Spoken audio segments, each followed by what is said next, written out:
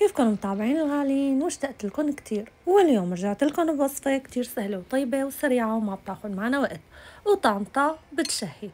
ولا نعمل هالوصفة بدنا صدور دجاج قطعناها مكعبات، بدنا نتبلها بفلفل أحمر، زنجبيل بودرة أو زنجبيل أخضر، وكاري وزيت، وبدنا نتبل، وأكيد ما بدنا ننسى الثوم المهروس.